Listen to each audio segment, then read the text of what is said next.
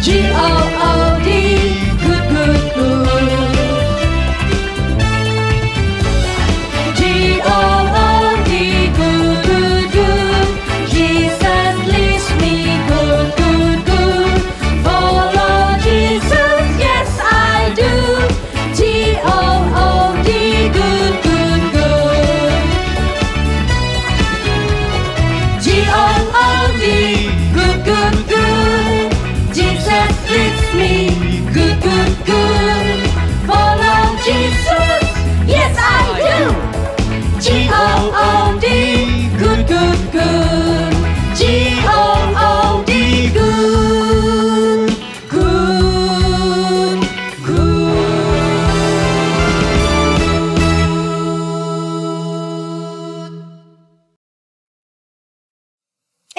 Nikita, wah udah rapi aja nih, udah siap ibadah kepada Tuhan ya? Udah dong kak. Kakak, masa ya kemarin pas hari Minggu temen Nikita ajak main padahal waktu ibadah. Hah? Diajak main? Berarti hari Minggu dong. Berarti, kalau jam ibadah berarti, jam 11 gitu ya? Wah, kalau gitu Nikita pilih apa dong? Beribadah kepada Tuhan dulu dong kak. Karena kan main kan bisa lain kali.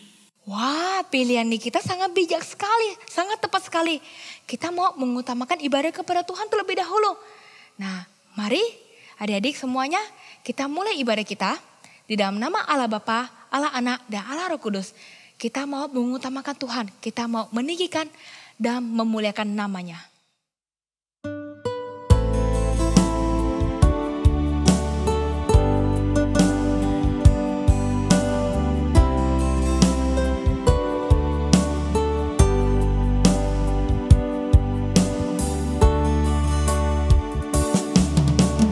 Yang terutama di dalam hidup ini meninggikan nama Yesus.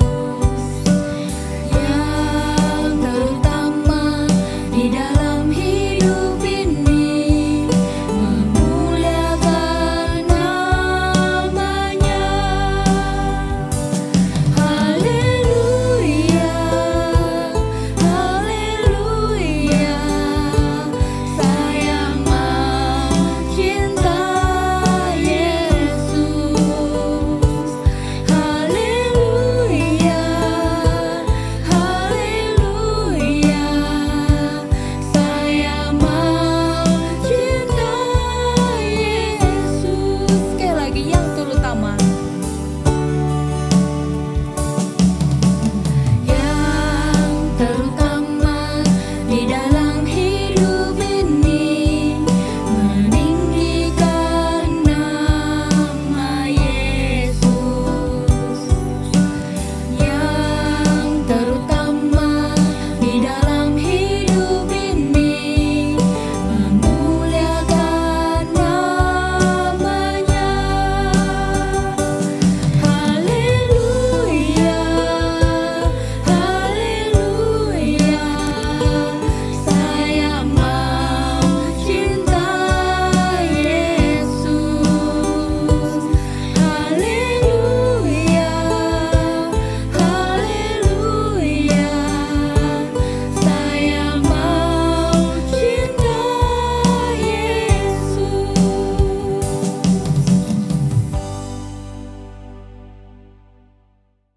Adik-adik, mari kita berdoa. Tuhan Yesus, Tuhan Yesus, terima kasih terima kasih saat ini kami kami bisa beribadah kepada Tuhan. beribadah kepada Tuhan.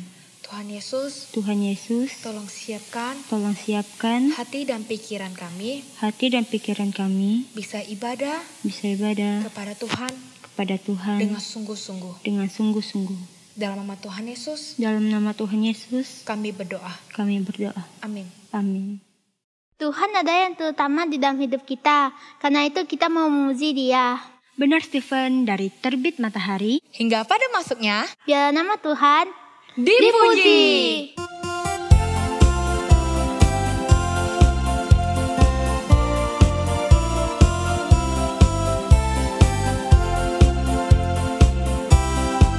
Dari terbit matahari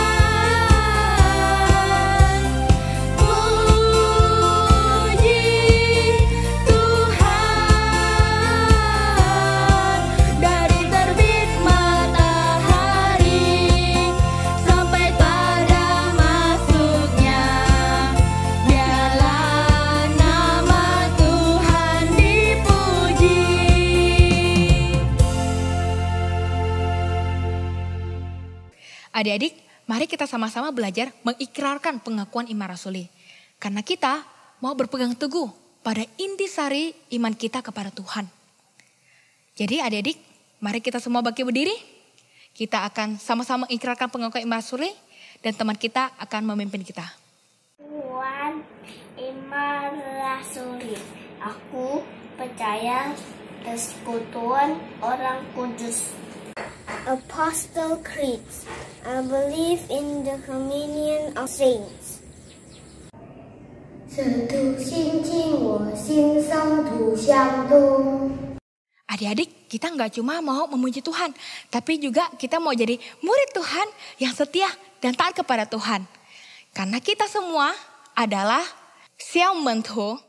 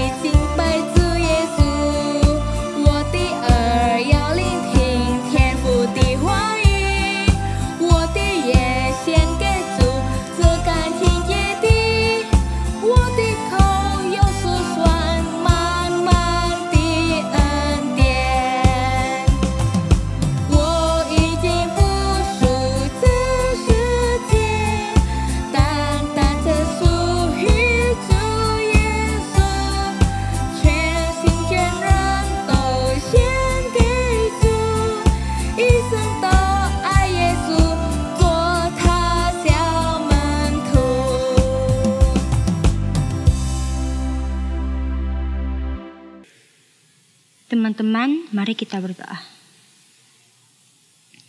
Tuhan Yesus, sebentar lagi kami akan mendengarkan firman Tuhan. Tuhan pimpin ya, semoga kami bisa mendengarkan dengan sungguh-sungguh dan melakukan firman Tuhan. Di dalam nama Tuhan Yesus kami berdoa dan mengucap syukur. Amin. Hari ini harinya Tuhan. Mari kita bersuka cita. Hari ini harinya Tuhan. Mari kita, kok ada suara telepon? Oh, dari Habel. Halo Habel. Andi, berenang yuk. Kita mau ke Paradise nih yang di Kubu Resort. Tapi kan hari ini hari Minggu, kita mau ke gereja. Alah, gereja. Lain waktu aja lah, tak mesti hari ini.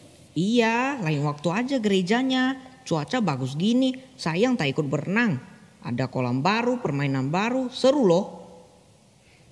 Bagaimana ini ya? Saya suka berenang sih, tapi teman-teman sepertinya saya nggak bisa ikut berenang deh. Soalnya pagi ini saya mau ke gereja, mau memuji dan menyembah Tuhan. Lain kali pasti saya ikut berenang. Ya, Andi tak seru. Oke lah kalau begitu, kami pergi dulu ya.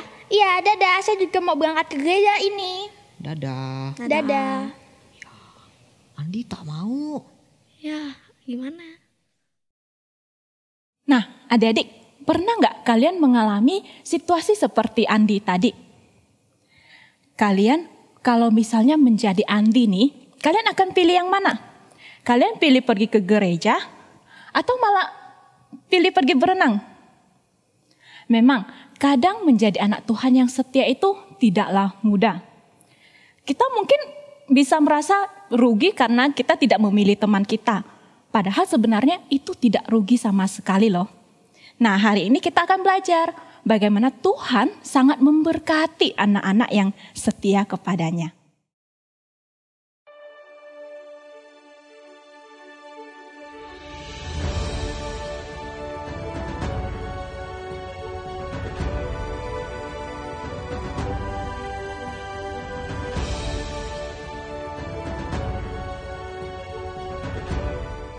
Dari jauh nampak iringan rombongan orang-orang menuju ke arah kota Babel. Mereka ini adalah tawanan Raja Nebukadnezar. Raja Nebukadnezar berhasil mengalahkan raja di Yerusalem. Orang-orang tawanan ini adalah orang-orang yang berasal dari keluarga raja, bangsawan, orang-orang gagah perkasa yang bisa berperang, orang-orang yang pandai besi, dan orang-orang tukang lainnya. Orang Yahudi ini ditawan lalu dibawa ke kota Babel. Mereka ini begitu sedih, kecewa, dan takut. Kampung halaman mereka hancur. Mereka telah kehilangan segalanya. Bahkan barang-barang berharga di bait Allah telah dirampas oleh musuh mereka. Orang-orang Yahudi ini telah berjalan dan berjalan. Mereka telah menahan kelaparan, panas, dingin, dan mereka sudah menempuh perjalanan yang sangat jauh selama berminggu-minggu. Dan saat ini, akhirnya mereka tiba di kota Babel. Di depan mereka nampak tembok Babel yang sangat besar, diperkuat dengan menara-menara pos penjaga.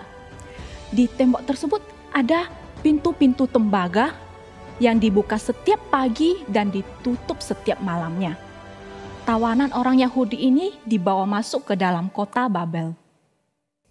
Raja Nebukadnezar memanggil kepala istananya yang bernama Aspenas. Mesir, cek. Filistin, cek.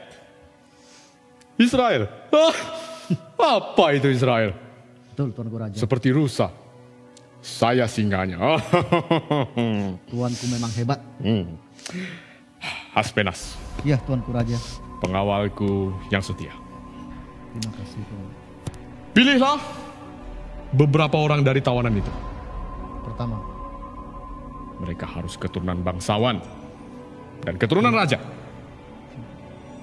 Yang kedua, mereka harus masih muda, bertubuh sehat, cerdik, dan pandai. Ajarlah mereka bahasa dan tulisan Babel. Dan setiap hari, beri mereka makan dari makananku dan minum dari anggurku.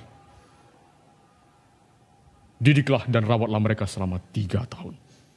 Dan setelah itu, mereka harus bekerja padaku di istana. Baik, Tuanku Raja, hamba akan laksanakan. Ya, bagus. Kalau kamu tidak, saya pecat kamu.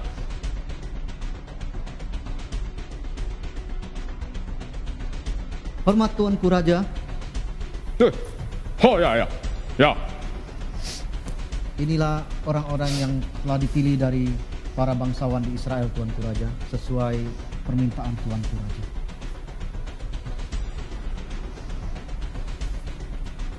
Kamu yakin?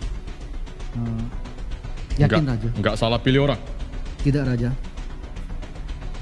Kamu yakin mereka keturunan raja? Bangsawan, Tuanku. Sudahlah. Kamu, namanya siapa? Nama saya Misael, Tuan. Mi siapa? Misael. Kamu? Hananya. Kok kamu malah nanya saya? Saya nanya nama kamu siapa? Hananya, Tuan. Hanaya. Kamu? Azaria, Raja. Azaria. Kamu? Nama saya Daniel, Raja. Nama orang Israel semuanya aneh-aneh ya? Memang seperti itu, Tuanku Raja. Sudahlah. Saya tidak suka sama nama kalian. Kamu, Sadrak, Mesak, Abednego. Dan kamu, Belsasar. Bagus kan? Bagus kan? Bagus tuanku. Ya. Kamu berdiri. Ya Raja. Kamu keturunan raja? Bukan Raja. Loh, hei. Keturunan bangsawan? Iya Raja. Tidak mirip. Coba, hormat, gerak! Hehehe, kalian bertiga kenapa masih berlutut berdiri? Hei! Siap Raja. Masih nanya. Tegak, gerak. Ini bagus. Masih muda. Dan Sesuai. kelihatannya punya potensi. Betul tuan. Kamu jongkok berdiri 3 kali.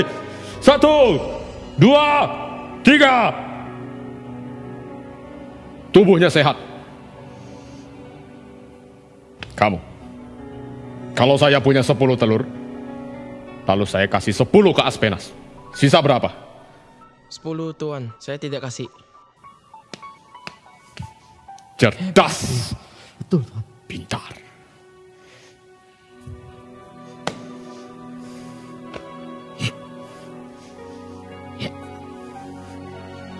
Sepertinya dia pekerja keras. Pandai. Kan saya yang pilih. Mudah. tuanku. Bertubuh sehat. Cerdas, pandai. Memang kamu pengawalku yang paling bagus. Aspenas gitu loh. Aduh, lapar sekali ya. Aduh, ada makanan nggak sih? Tuh, makanan. Tuh, makanan aja. Bentar, aku lihat dulu ya. Ada ayam goreng. Wow, sudah lama kita tidak melakukan sesuatu. Kayaknya enak ya. Tapi itu kan makan dipersembahkan untuk dewa. Dan kita nggak boleh makan itu. Emangnya kenapa kalau dipersembahkan untuk dewa? Karena itu bertentangan dengan kepercayaan kita. Kita percaya kepada Tuhan, bukan kepada dewa-dewa yang lain. Aduh, sayang sekali pada aku udah lapar. Aku juga udah lapar. Semalam udah mimpi ayam goreng. Ya mau gimana lagi lah. Ya udahlah. Ayo. Seperti yang dikatakan Daniel tadi, bahwa santapan yang disediakan kepada mereka itu ternyata sudah dipersembahkan kepada Dewa Babel. Daniel ingat apa yang dicatat di dalam Alkitab, bahwa mereka tidak boleh memakan makanan yang telah dipersembahkan kepada dewa. Dan mereka juga tidak boleh makan daging yang tidak halal. Daniel mengasihi Tuhan. Dia ingin menaati Tuhan. Dan teman-temannya juga ingin menaati apa yang Daniel ikuti juga. Akhirnya mereka memutuskan untuk tidak menyantap makanan tersebut. Aduh, lapar. Itu bakal kena hukum dah ya. Ya nih, soalnya kan kita diwajibkan makan dan minum. Nah itu dia. Aduh, apa kita jajan di luar aja kali ya? Yaudahlah. Kalau mau dihukum ya udah terserah lah. Daripada kita berbuat dosa. Ya juga sih. Tapi kalau enggak, kita makan apa dong? Nah itu. Masa kita mati kelaparan? Coba deh, kamu tanya Bapak Aspenas. Boleh, ide yang bagus. Saya coba tanyakan ya. Iya, daripada kita mati kelaparan. Iya. Aduh. Ayo, kita jalan keluar. Bapak Aspenas. Ya, ada apa? Saya mau kasih tahu kalau kami tidak bisa memakan makanan raja dan juga minum anggur. Kenapa? Karena itu bertentangan dengan kepercayaan kami. Wah, kalau seperti itu agak susah. Karena itu adalah perintah raja. Dan kalau terjadi sesuatu kepada kalian, aku yang kena hukum. Bagaimana kalau begini saja, Pak? Bagaimana? Bapak cukup kasih kami sayuran dan juga minum air putih selama 10 hari. Sayur sama air putih? Iya, 10 Pak. hari? Iya. Nah, kalau misalnya nih kami tidak sehat atau kami tidak gemuk, nah Bapak boleh berbuat sesuka hati Bapak. Kamu yakin akan tidak terjadi apa-apa dengan kalian? Yakin, Pak.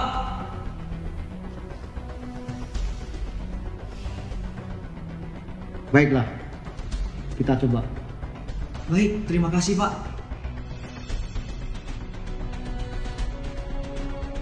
Setelah 10 hari, ternyata Daniel, Sadrak, Mesak, dan Abednego menjadi pemuda yang lebih gemuk dan lebih sehat daripada para pemuda yang memakan sajian raja tersebut. Ketika Aspenas melihat ini, Aspenas tidak ragu lagi untuk mengganti makanan mereka dengan sayur dan minum air putih. Tuhan melihat kesetiaan Daniel dan teman-temannya. Akhirnya Daniel dan teman-temannya diberikan kepintaran untuk mengikuti pelajarannya, diberikan pemahaman untuk memahami tulisan-tulisan dan bahasa orang Babel.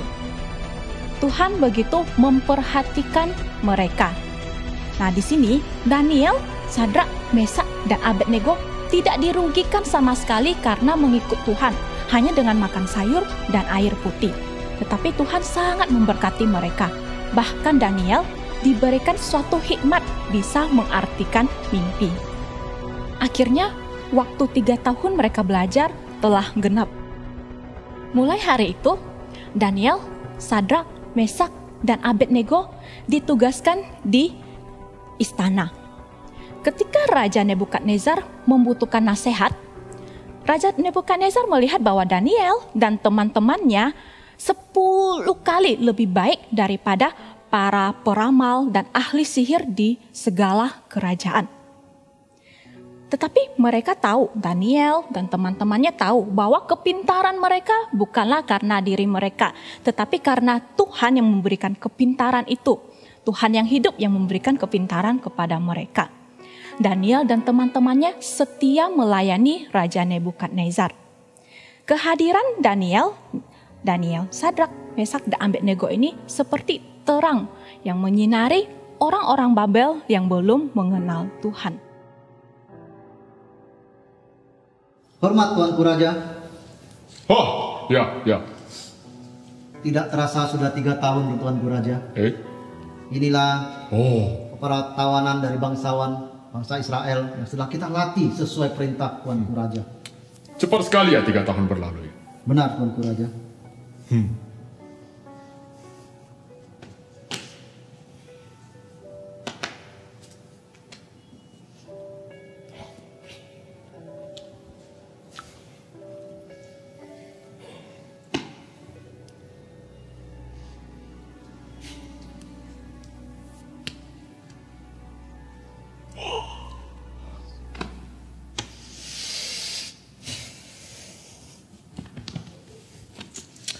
Aspenas!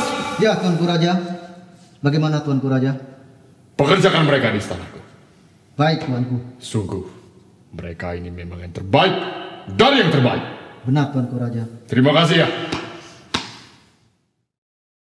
Adik-adik, keempat pemuda tadi, Daniel, Sadrak, Mesak, dan Abednego, setia kepada Tuhan. Mereka tidak takut kepada raja walaupun harus menolak perintah raja.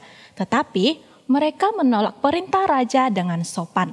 Mereka tetap teguh dan setia kepada Tuhan.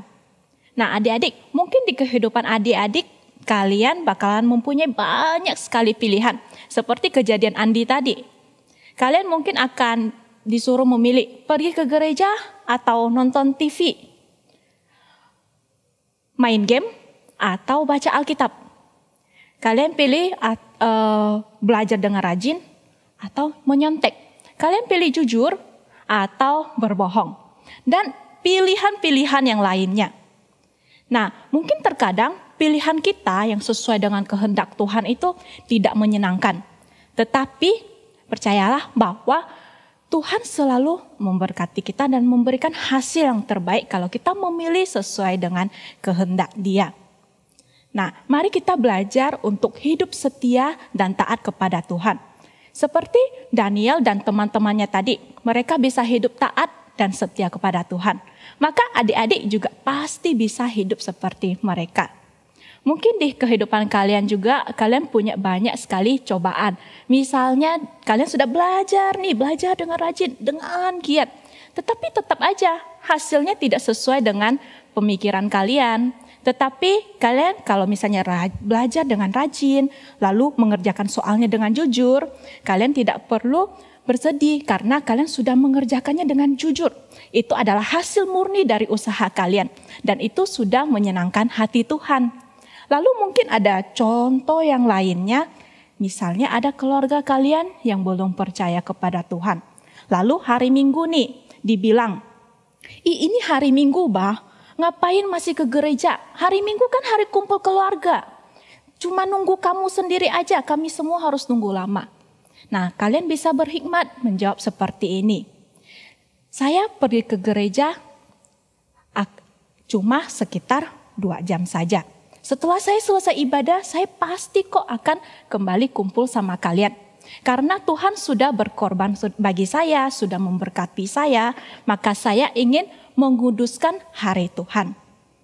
Nah, adik-adik ingat, hikmat dari Tuhan itu bisa didapat dengan kita tetap hidup sesuai dengan kehendak Tuhan, hidup takut dan setia sama kehendak Tuhan. Seperti yang tertulis di Amsal pasal 1 ayat 7. Takut akan Tuhan adalah permulaan pengetahuan, tetapi orang bodoh menghina hikmat dan didikan. Kakak ajak adik-adik baca bersama-sama ya. Amsal pasal 1 ayat 7. Takut akan Tuhan adalah permulaan pengetahuan, tetapi orang bodoh menghina hikmat dan didikan. Mari kita berdoa. Tuhan Yesus, terima kasih hari ini kami telah belajar bagaimana ketika kami setia, Engkau juga akan setia kepada kami ya Tuhan. Tuhan tolonglah kami agar kami bisa terus taat dan setia kepada Engkau, mau mengikuti setiap perintah Engkau ya Tuhan. Terima kasih, kami sungguh bersyukur untuk firman Tuhan yang dapat kami pelajari hari ini. Hanya di dalam nama Tuhan Yesus kami berdoa dan mengucap syukur. Amin. Kak Jenis, saya sangat kagum dengan iman Daniel, Sadrak, Mesak, dan Abednego. Mereka taat dan setia kepada Tuhan. Iya, kita mau belajar dari mereka. Kita mau setia dan taat juga kepada Tuhan. Meskipun banyak pilihan di depan kita, tapi kita mau memilih pilihan yang mengutamakan Tuhan. Mari kita sama-sama katakan, Jesus, you're my number one.